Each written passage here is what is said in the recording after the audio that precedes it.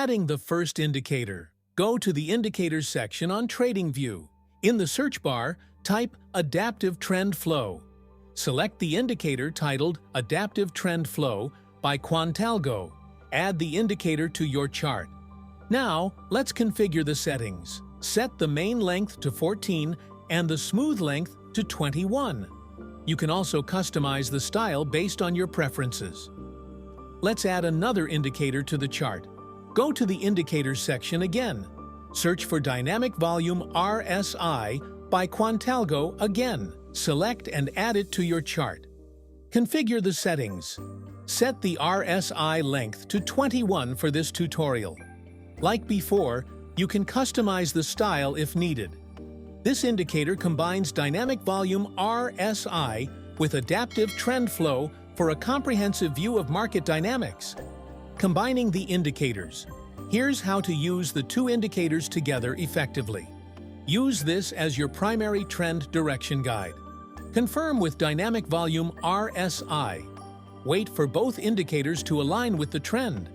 For example, when you see a buy arrow on the Adaptive Trend Flow, check if the Dynamic Volume RSI also indicates a buy.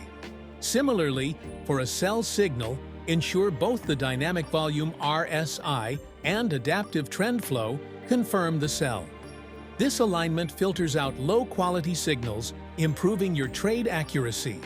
Avoid trading when only one indicator aligns. Always wait for confirmation from both indicators. This strategy works well on 1 hour, 30-minute, 15-minute, and even 5-minute charts, depending on your trading style. Now let's look at some example.